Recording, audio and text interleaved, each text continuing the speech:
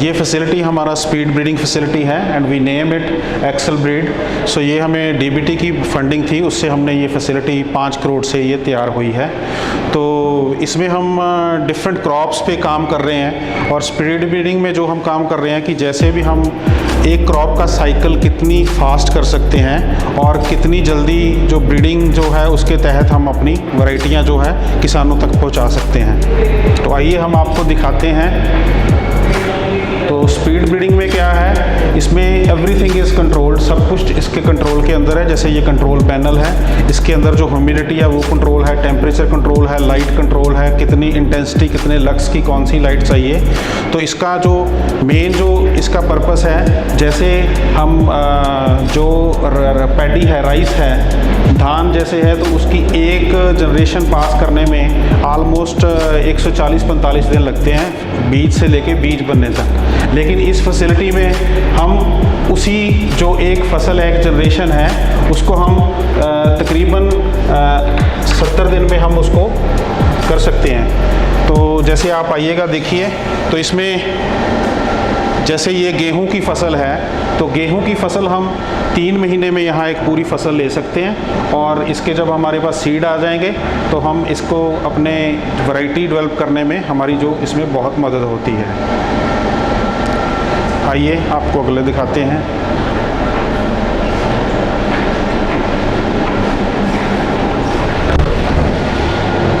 इसी तरह से जैसे यहाँ पे हमने जो धान है उसकी ब्रीडिंग फास्ट करने के लिए उसके साइकिल लगाए हुए हैं। तो जैसे ये फसल है, बाहर अभी धान की फसल नहीं है, पर यहाँ पे हमने धान की फसल उगाई हुई है और उसका सीड भी बन गया है। तो इस तरीके से एवरीथिंग जो हम नमी है, टेम्परेचर है, उसकी लाइट है, सब कुछ कंट्रोल्ड कंडीशन में है और सारा साल यहाँ पे हम धान पैदा कर सकते हैं। और जो सीड से लेके सीड का समय उसको हमने कम किया है, तो 70 या 80 दिन में ये हमारी फसल है जो बन के रेडी हो जाती है, सीड मिल जाता है और इससे हम वैरायटी डेवलप करते हैं।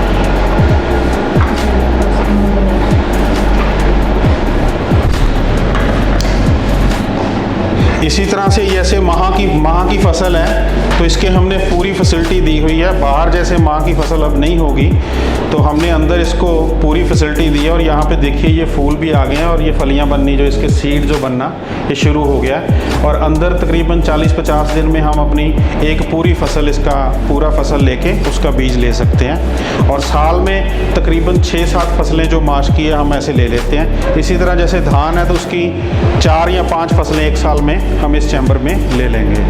और जैसे वैरायटी कोई किस्म विकसित करने में हमें लगभग 8 से 9 साल का टाइम लगता है। अगर हम इस विधि को, स्पीड ब्रीडिंग को यूज़ करें, तो हमें लगभग 4 या 5 साल में जो एक वैरायटी है हम विकसित कर पाएंगे और हम अपने किसानों तक, किसान भाइयों तक पहुँचा पाएंगे।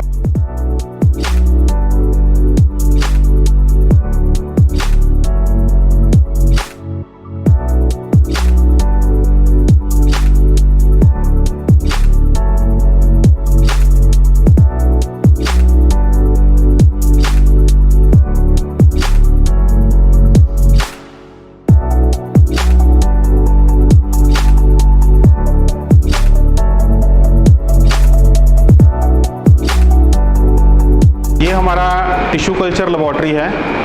टिश्यू कल्चर लेबॉर्ट्री में जैसे आप पहले कमरे में पहुंचे हैं, तो ये हमारा मीडिया प्रेपरेशन रूम है। यहाँ हम मीडिया बनाते हैं और ये इन बोतल्स में जो छोटा छोटा है ये बनावटी मीडिया, जिसमें हम पौधे ग्रो करते हैं। तो आइए हम दिखाते हैं हम यहाँ पे टिश्यू कल्चर में क्या क्या करते हैं।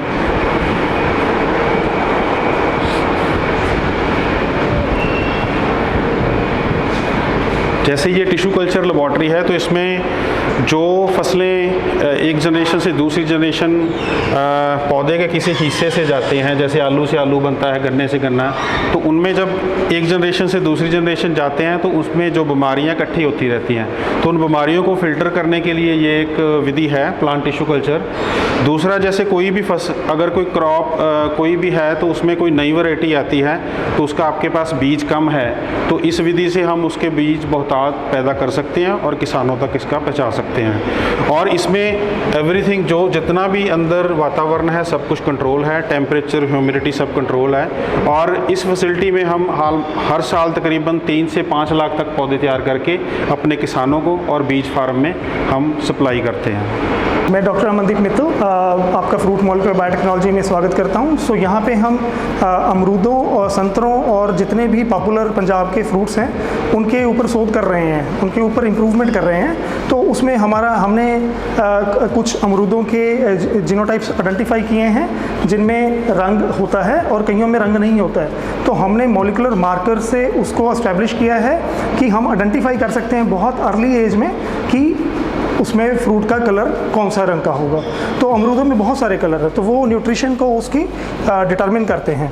तो वैसे ही हमने संतरों में खोज की है कि उनके जो फाइटोफथोरा एक क्राउन गॉल डिजीज़ क्रिएट करता है संतरों में, तो उसके लिए हम उसकी मॉलिक्यूलर एविडेंसेस ढूंढ रहे हैं कि वो किस तरह से कंट्रोल किया जा सकता है।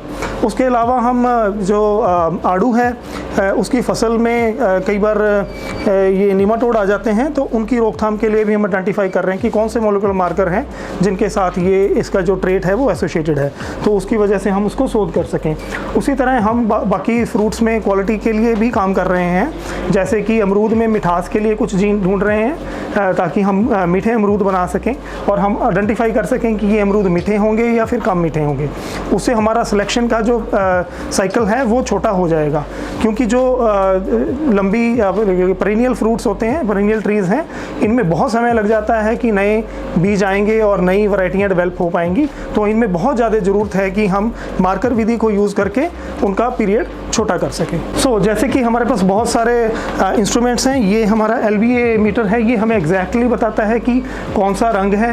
ये राइपनिंग को करेक्ट करता है। जैसे ये टमाटर के कुछ हमारे पास बहुत सारे जीनोटाइप्स हैं, इनमें हम रंग देख रहे हैं, देखते हैं कि राइपन हुआ है नहीं हुआ है।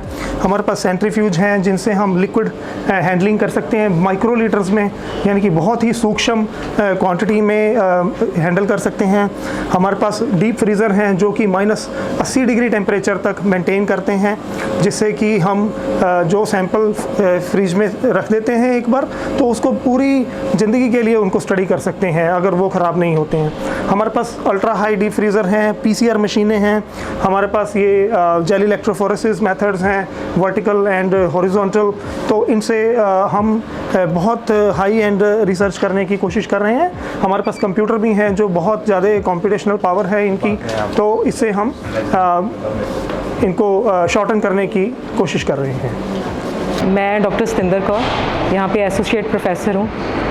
हम अपनी लैब में यहाँ पे कनक के वाइड हाइब्रिडाइजेशन पे काम करते हैं। तो हमारे पास बहुत सारी जंगली कनकें हैं जिनको हम यूज़ करके कनकों में जो भी हमने इम्प्रूव करना है, चाहे उसको कोई बीमारी आ रही है या उसकी कोई क्वालिटी इम्प्रूव करनी है, उसमें प्रोटीन बढ़ाना है, आयरन जिंक बढ़ाना है, या किसी भी तरह की बीमारी से उसको लड़ना है, तो हमारे पास 1500 से ज़्यादा स्पीशीज़ हैं जिनको यूज़ करके हम कनक को हमेशा इम्प्रूव करते हैं ताकि कनक बढ़िया बने, उसकी उत्पादन ज़्यादा हो, वो बीमारियों से बचे और उसकी क्वालिटी इम्प्रूव हो जाए। तो ये काम तो जो खेतों में ख़त्म होता है, बाकी हमारा है कि हम जीनोमिक्स पे काम करते हैं, जो DNA लेवल पे काम होता है। जो इम्प्रूवमेंट है, हम जीन्स को जंगली कनकों से निकालते हैं और उसको जो कनक के किसान लगाते हैं उसमें हम वो डालते हैं ताकि हर तरह से कनक की इम्प्रूवमेंट हो जाए। तो ये सारी लैब्स हैं जिसमें हम कनक का DNA लेवल पे काम करते हैं सारा। तो ये इस लैब में हम ये इधर आ जाइए आप। यहाँ पे हमारा जो डिफरेंट तरह की मशीनें हैं जिसमें हम DNA, चाहे वो DNA का काम है, चाहे वो कनक के दानों पे काम है, उनको इम्प्रूव करने के लिए भी किसी भी तरह के लिए हम डिफरेंट तरह की मशीनें यूज़ करते हैं। और यहाँ पे हमारे पास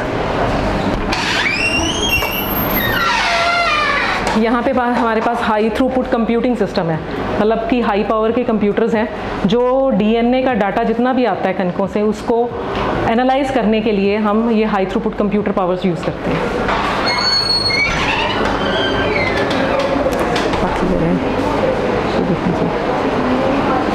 ये डिफरेंट तरह के इनको जेल टैंक बोलते हैं, जिसमें हम जब डीएनए को हमने देखना होता है तो वो डीएनए को देखने के लिए ये डिफरेंट तरह के जेल टैंक यूज़ होते हैं।